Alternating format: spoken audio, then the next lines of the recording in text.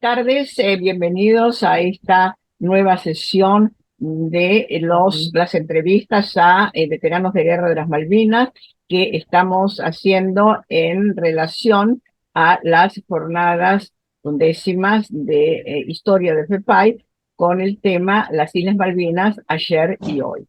Eh, en esta serie de entrevistas tenemos dos grupos de personas invitadas. Unos son veteranos de guerra y otros son testimonios de personas que se han vinculado a la guerra, aunque no estuvieron en el teatro de operaciones.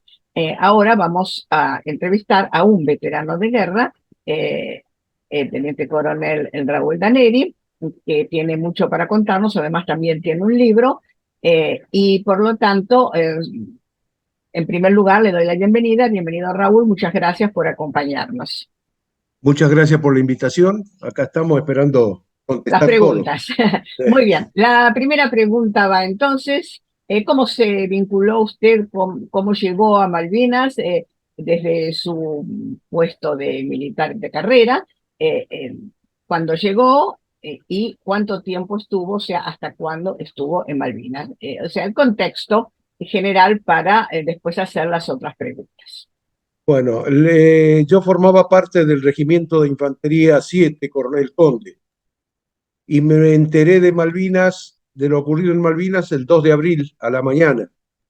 El regimiento no estaba en ese lugar porque estaba dando clase a la nueva, instrucción a la nueva clase, a la clase 63. Así que en 10 días, del 2 al 12, armamos 4 veces el regimiento para distintas actividades, empleando soldados todos de la clase 62, instruidos, bien instruidos porque habían tenido maniobras y demás actividades grandes, y ellos habían contestado al llamado con premura y sin faltar ni uno Qué a la bueno. convocatoria.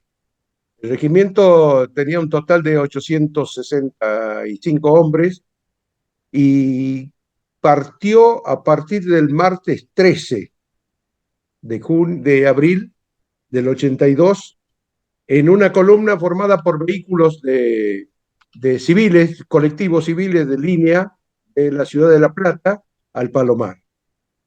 Al llegar al Palomar nos negamos terminantemente a salir hasta el día 14 a las 05, ya que salimos 5 minutos después que pasó el día 13 Ah, sí, porque en es el de avión. mal agüero, ¿no? El Sí, día sí, sí, martes por 13 eso. no te cases ni te Nos embarques. negamos y salió el avión a las 05, un avión, un Boeing, creo que era el presidencial, pero como era como un galpón, no sé qué avión era. La verdad, era un avión gigante que llegamos en 3 horas a Río Gallego.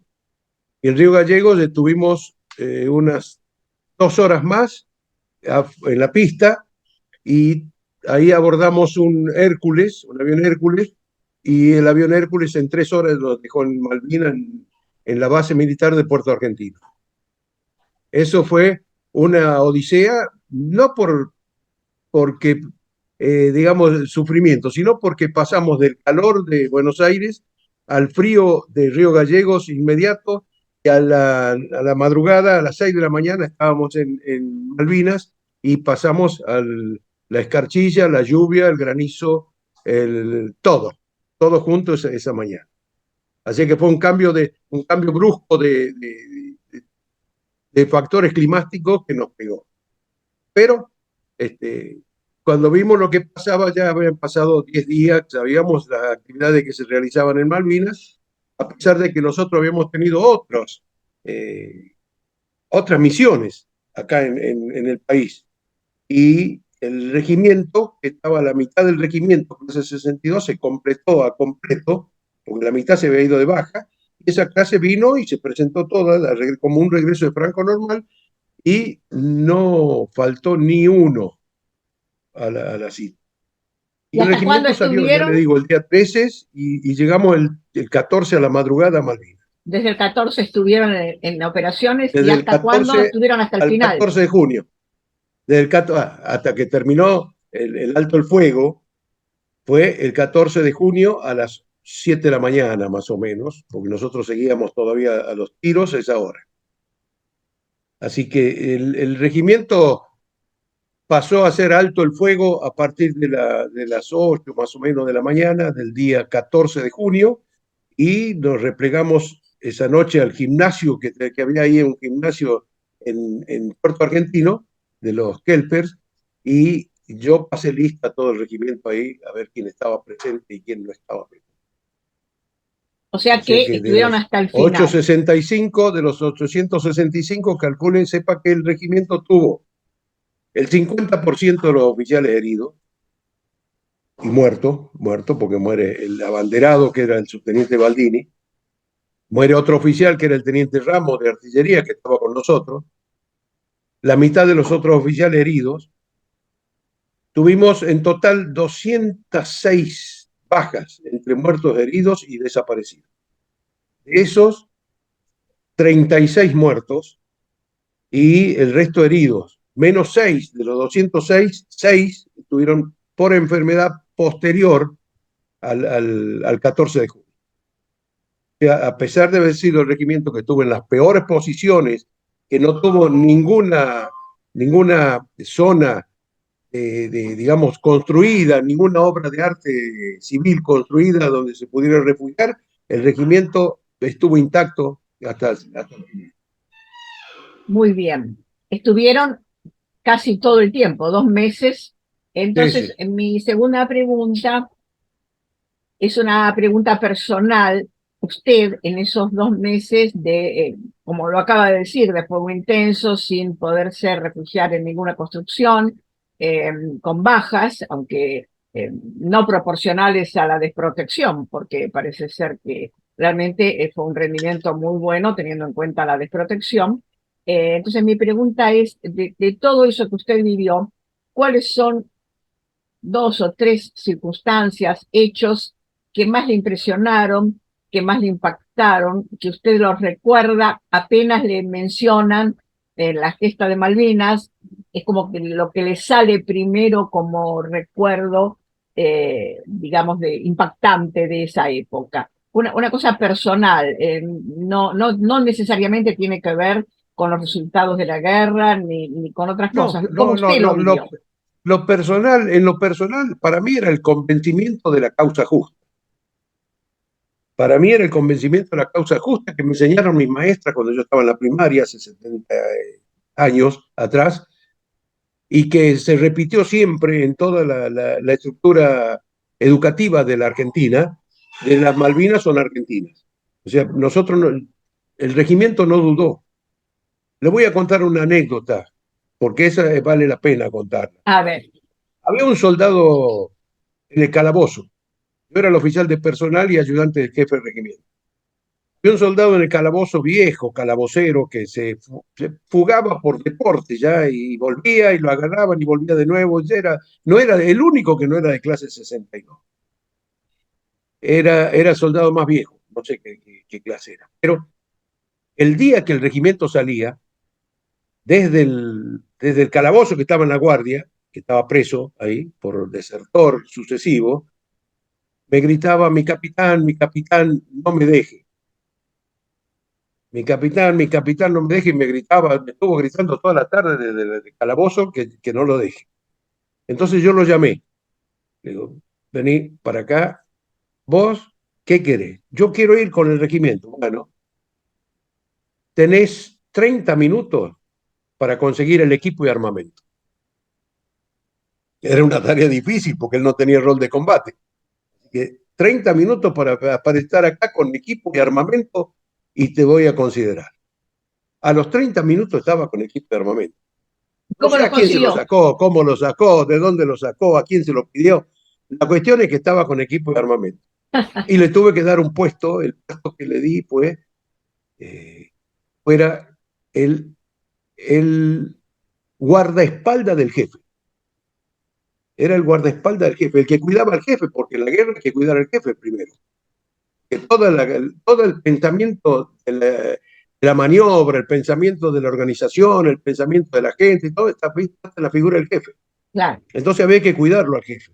Y que era ellos eran usted, especialistas en hacer incursiones que era usted, para... ¿Eh? que era usted. ¿El jefe? Sí. No, no, no, el jefe era el coronel Jiménez. Ah, Teniente Coronel Jiménez. ah. Murió ya murió. El único que no, yo le dije el otro día, no ascendió a general. El único de los jefes de Malvinas que no ascendió a general, porque era cabeza dura, como yo. Así que nos llevábamos bien, nos llevábamos bien. Y estuvimos en la posición aguantando todo. Lo que destaco esto porque la actitud del soldado se vea cuál era ¿Y cómo el le fue al sentimiento. soldado? ¿Se salvó? Sí, sí, ¿Murió? sí, sí, sí, sí, somos muy amigos, Bueno, somos muy, muy amigos.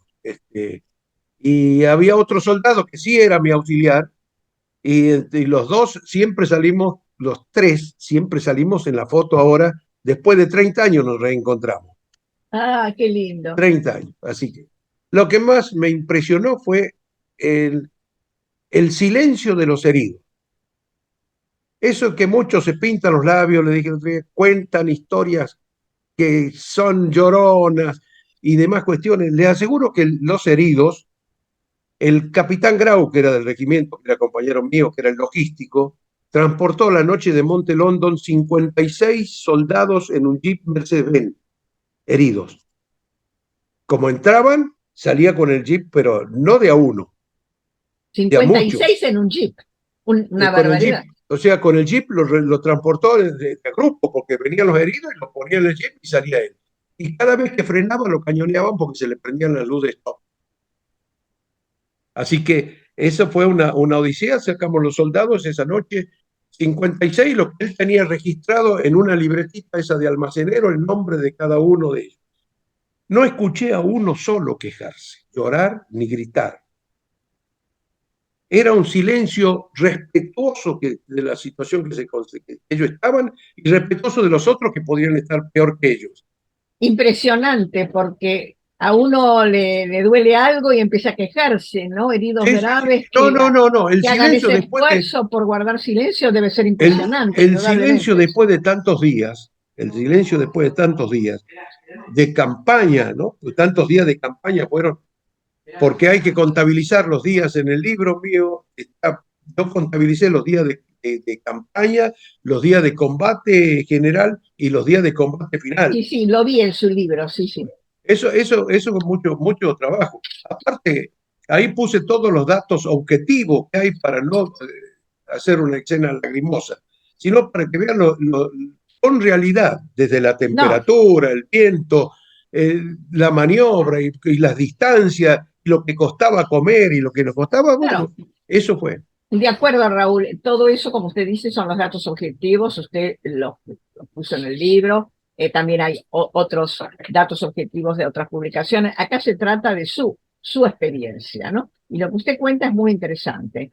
Eh, Cómo los heridos soportaban el dolor Sí. para Yo no... le digo que por mi puesto, como yo era el oficial de personal, conocía todo el regimiento, conocía a todos los soldados que fueron a Malvinas, los seleccioné yo del Distrito Militar La Plata, uno por uno, cuando fue la incorporación de esa clase en la 62, el año anterior. Yo los seleccioné, así que yo también tengo mi parte, otra responsabilidad de los que quedaron allá. Y Claro. yo lo siento, porque tengo digamos en la conciencia que yo, si yo no lo hubiera seleccionado, quizás no hubieran ido, quizás no estarían muertos, quizás, pero ya entramos en el juego de la suposición. La No, cuestión es que además, yo lo usted seleccioné, tenía que seleccionar y tampoco es su y lo culpa por los seleccioné. que murieron, obviamente, ¿no? Fíjese que de la clase 63 fueron 3 soldados, nada más. ¿Sabe quién eran? Los médicos. Porque yo había ido para la clase 63 al distrito militar y buscando entre los que tenían prórroga para el servicio militar, seleccioné 6 médicos Claro. para el año. Entonces, 3 iban los primeros 6 meses y 3 iban los segundos 6 meses. Los que llegaron los 3 primeros, en los primeros 6 meses, esos 3 fueron a Malvinas y estuvieron en primera línea y eran los encargados del puesto socorro. El regimiento tuvo la desgracia de estar en una zona terriblemente dificultosa para transitar, Claro. terriblemente, por el barro, por el lodo, por la turba, que es como una sopapa, una cosa negra que chupa para abajo, que uno se pega el Además bolsillo debe y después, resbalar, ¿no? Debe ser claro, resbaloso. no, no, no, no, se ¿Ah, no? hace como ventosa, hacía Ah, como ventosa. el barro hacía como ventosa. Sí, uno se caía porque de noche no sabía dónde pisaba, pero le aseguro que eso era terrible. Y como yo conocía a todos, a mí tuve también el puesto más desgraciado que puede tener uno en la guerra, porque yo era el enterrador. claro. Así que yo tenía que llevar los fallecidos a Puerto Argentino, hacer el reconocimiento con el oficial que hacía el reconocimiento de la identidad de cada uno, y le aseguro que eso no se lo deseo a nadie que cubre ese puesto. No, desde Ese luego. Además eran es sus un, pues, soldados, claro. No es es un lo puesto mismo que un doloroso. desconocido, claro. Claro, claro. Aparte me venían los otros soldados y me decían, fulano es tal. Y era acá en la cabeza de cada uno de esos. Y bueno, a la vuelta fue lo Así que mismo. ese fue su. Ahora le viene la tercera pregunta. Una pregunta que es difícil de contestar o molesta, pero que la hago porque creo que es una crítica que ahí sí objetiva. ¿Cómo ve usted la conducción de la guerra, la conducción estratégica y las causas de la derrota? Es un tema muy difícil. Sí, por eso Y se digo, lo digo ¿por qué? Porque yo aprendí a clasificar por niveles de responsabilidad. En la organización piramidal del Estado, el nivel de las decisiones mayor y responsabilidad es el poder ejecutivo. Ese es el poder de las decisiones políticas. Abajo hay otro nivel que es el nivel de las decisiones estratégicas militares, que son de las tres fuerzas. Debajo de eso hay el de nivel de estrategia operacional, que es el nivel de las brigadas, digamos, que son las que están en combate. Debajo de eso hay el nivel de táctica superior, que se entran dentro digamos, cuando hay una combinación de regimientos, hay varios regimientos, grupo artillería y demás, que sí que tienen que compartir. Y por último está el nivel de las unidades, que es la táctica inferior. El regimiento hace gran parte de táctica inferior claro. y cumple órdenes del comando superior. El regimiento, yo creo que Eso es lo que respondió explica en lo que la usted plana está diciendo. mayor, Lo que usted está sí, diciendo, perdón que le interrumpa, me parece muy importante porque eso explica algo que yo he leído varias veces, sobre todo en esa obra muy importante que publicó el Instituto Histórico del Ejército a los 35 años de Malvinas, donde oficiales que mandaron así muchas, eh, estuvieron en muchos encuentros, en muchas situaciones de combate, dicen precisamente, la táctica estuvo bien, yo, mi regimiento, rendimos, salvamos tantas vidas, tuvimos pocas bajas dentro de lo, etcétera, etcétera. Es decir, por un lado parece que hubo una táctica inferior, digamos, la de más abajo, la que estaba en el terreno, que funcionó, pero más arriba hubo evidentemente algunos errores o imprevisiones que condujeron a que la guerra fuera mal, ¿no? sí. Así que eso Yo que usted creo dice es que muy importante, ¿no? Saber en el distinguir nivel los niveles de responsabilidad. táctica superior, que sea el nivel superior al regimiento, nosotros hicimos la plana mayor del regimiento, hizo el asesoramiento que correspondía, que es difícil. Para una defensa, ¿qué es lo que habría que hacer? Tendríamos que haber hecho. Las posiciones son estas, la reserva es esta y el alcance de las armas es esto. Claro, Esas son las tres cuestiones fundamentales para una defensa. Sobre el terreno elegido. O sea que el terreno forma lo más importante. Porque claro, uno no se defiende en un pozo, se defiende en la cresta. claro. Eso es muy importante. Pero de eso no solo depende digamos, lo que uno puede opinar, sino que si yo no tengo reserva, ya perdí un tercio. Y si yo no tengo alcance de fuego para pegarle al enemigo, lo más lejos que venga, cuando venga a 10 kilómetros, 20 kilómetros, hay que tirarle. Si no llega entero, el enemigo llega con todas sus capacidades, perfectas Al cien condiciones por ciento, para claro, claro. atacar.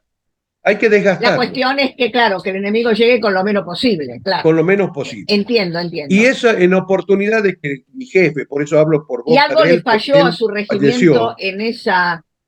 esa, algo le falló a su regimiento en Sí, esa sí, táctica intermedia? sí, sí, sí, sí. En el momento que el regimiento le presenta al comandante su plan de defensa, porque el jefe nos reúne la plana mayor y nos dice tenemos que hacer tal cosa. Esta es la zona, nos muestra la cartografía y nosotros asesoramos, los capitanes Sí. asesoramos.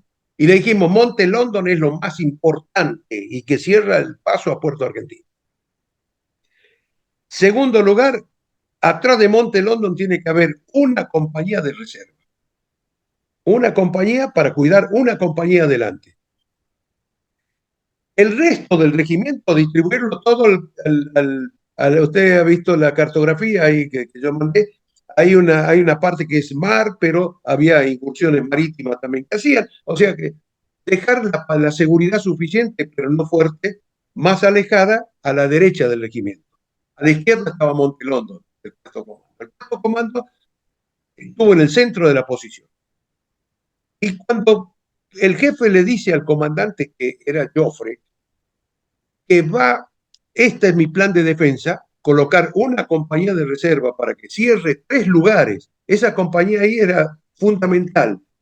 El valle del Modibrook, la cresta del Cerro London y el valle del Murrell, que queda al norte de London.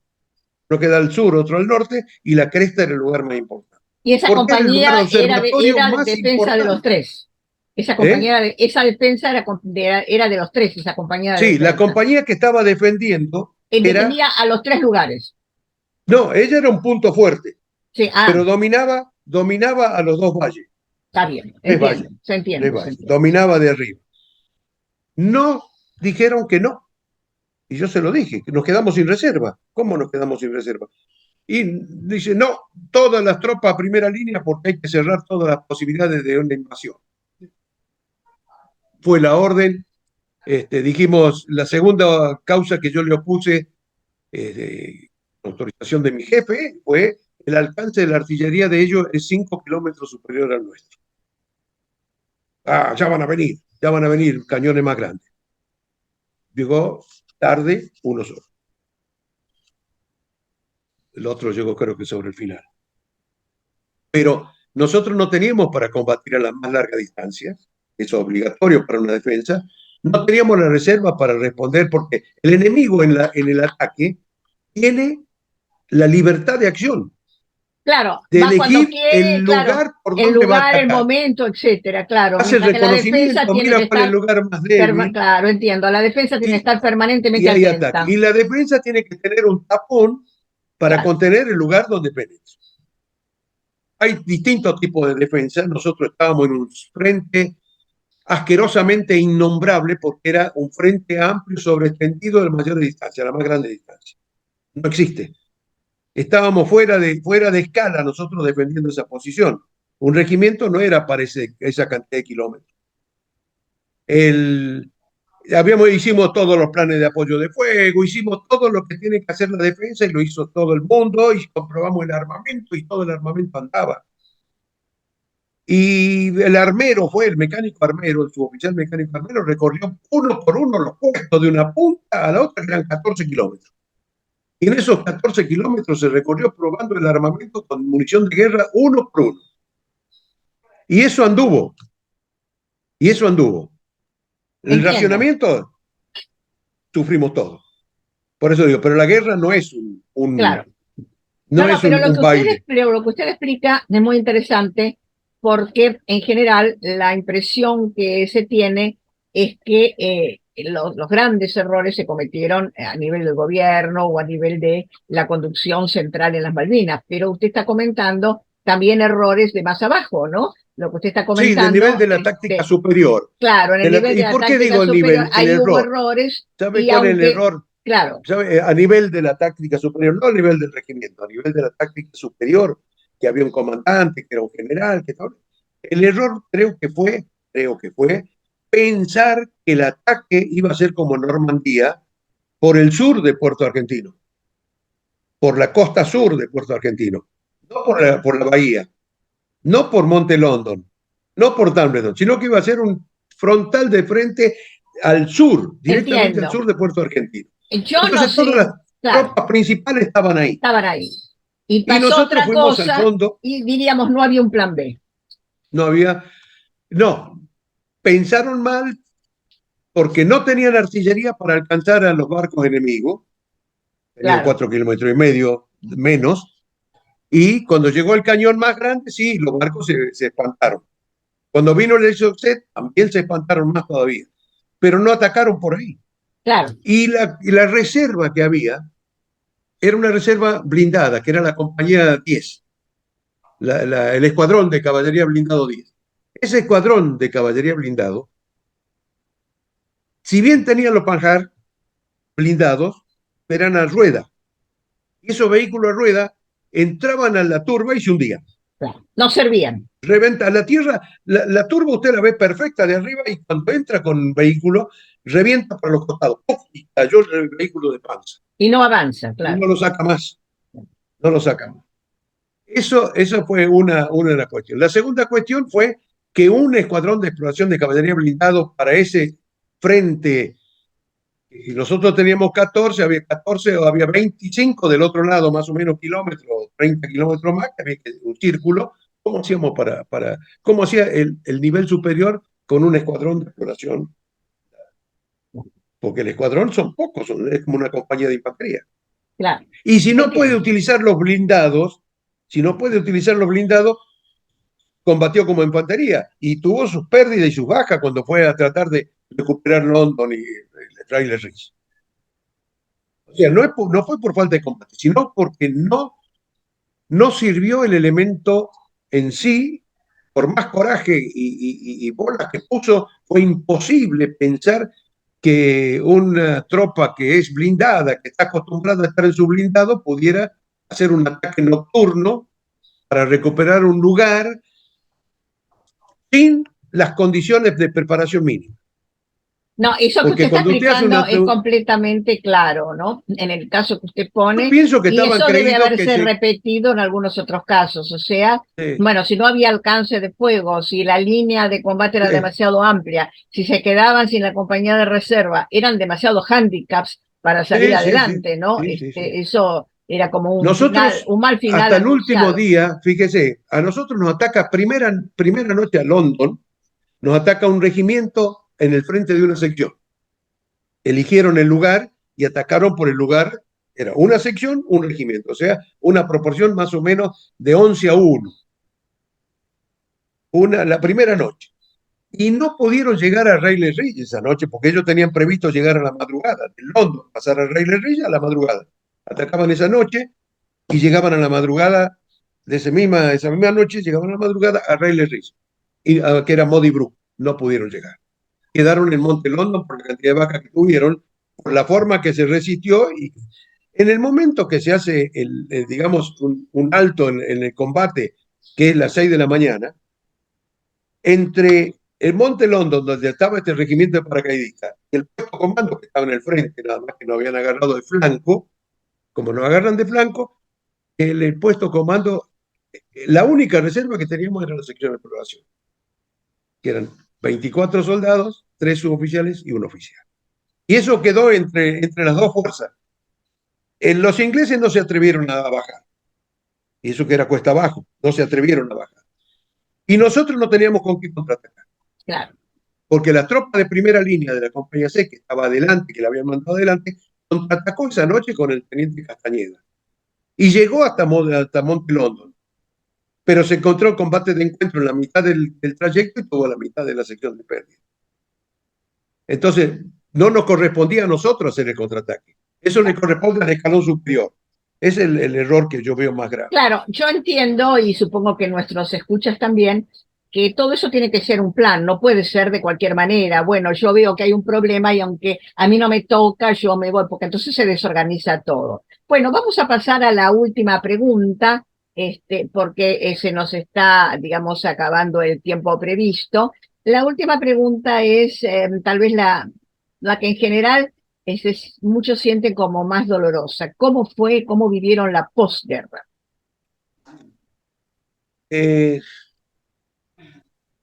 Hay una historia antigua que dice Platón por ahí, que habla de Prometeo. Sí, Prometeo se comete el atrevimiento de robarle la sabiduría y el fuego a los dioses. Prometeo era un titán, los otros eran los dioses, Zeus a la cabeza. Esa tamaña osadía es castigada a Prometeo por Zeus, que lo manda a ser condenado, atado a una piedra donde en el Cáucaso, donde venía un águila, le comía el hígado todos los días, que se le regeneraba durante la noche, para que sea un sufrimiento por toda la eternidad. Nosotros nos atrevimos a atacar como Prometeo. Atacamos a las más grandes potencias. Le resistimos a pesar de que ellos no querían. No pensaban que iba a ser así. Nosotros cometimos el error de Prometeo de atacar demasiado grande, pero el valor de tu enemigo te honra. El enemigo nuestro era la OTAN y el Commonwealth. O sea, son dos fuerzas principales de la OTAN, porque Estados Unidos le brinda el apoyo aéreo a través de los misiles, porque si no perdían la guerra aérea, le brindan los misiles, entonces no pudimos atacar más libremente a los barcos. Y por otro lado, Inglaterra con todos sus 54 países que lo acompañan. Sin contar el apoyo de la OTAN, el apoyo tecnológico, de hacer sabotaje al manejo del Exocet, de no entregar los Exocet que había que entregar, de no entregar los Mirage que estaban comprados. O sea, nos dejaron mal. Creo que la causa de Prometeo nuestro argentino fue una caer en una trampa. Creo, sinceramente, porque no estuve, pero creo que caímos en una trampa diplomático, geopolítica, geoestratégica del imperio. Creo que caímos en una trampa. No estoy en los detalles de Galtieri, ni en los detalles del ministro de Relaciones Exteriores, que era el asesor principal en este caso. No estoy en eso. Estoy en que no lo sé, pero los resultados están a la vista. Y la situación de destrucción que tenemos nosotros en estos momentos todavía tenemos un problema que no podemos comprar aviones porque después de 40 Por eso años. le digo, Prometeo sigue sufriendo ahora. Claro, bueno. Prometeo sigue sufriendo ahora. Hasta que venga Hércules. Y lo libere. Y lo libere. Sí, porque Hércules lo libera. A pedido le pide a Zeus y Zeus le dice que sí. Entonces digo, es la imagen que yo veo más grande. Tuvimos el atrevimiento enorme de ir a pegarle justo a donde le dolía. Claro. Y estuvieron así un poquito de tener mayores problemas. Por eso armaron elementos con cabeza nuclear y lo desparramaron por el Atlántico Sur. Claro. ¿Por qué? Porque tenían el terror de que venga un país, discúlpeme, pero de porondanga como nosotros, y que los vengamos a tener en jaque. Es cierto, lo que usted está diciendo, eso de haber caído en una trampa, es una cuestión que debería analizarse con más cuidado y lo dejamos un poco como una inquietud para pensar en el futuro. En el nivel en los estudios que hay que hacer no es el estudio, digamos, de la historia militar, es el estudio de la diplomacia. No, por supuesto, no, es de estratégica y de política. Bueno, le agradezco muchísimo. Estamos al final de nuestro... Una sola cosita que salió el otro día. Una cosita más, sí. Una cosita más, nada más. Cuando hablamos con Momigliano, hablamos usted habló de los, digamos, del capitán del buque donde usted iba, que había entregado el premio a todos los tripulantes y demás. Sí, sí. Esas son leyes del mar. Las leyes de guerra dicen que soldado combatiente se considera al que estuvo en combate. Y los soldados que Estados Unidos, por ejemplo, no podemos decir otro ejemplo menor, Estados Unidos considera combatientes, ni siquiera considera combatientes a los radiooperadores que tuvieron atrás, sino al que estuvo en contacto con el enemigo. No, yo no discuto el criterio, simplemente comento que me parece que ahí primó una tradición de la Marina en general, de los marinos, pero de esa solidaridad ocasiona, que ocasionó indudablemente una serie de problemas y de ruidos que también hay que solucionar. Bueno, Raúl, muchísimas gracias. Creo que este tema de analizar la posible trampa geopolítica... Es un tema. Yo tengo información. Tengo información de gente que estuvo ahí. Y tal vez, claro. De gente que estuvo ahí. Y Rótolo sabe. Tal vez tengamos que volver a pensarlo. Y bueno, el vicealmirante, el contraalmirante Rótolo sabe. habrá un tiempo para eso. Muchísimas gracias Por favor, y un gusto. hasta pronto.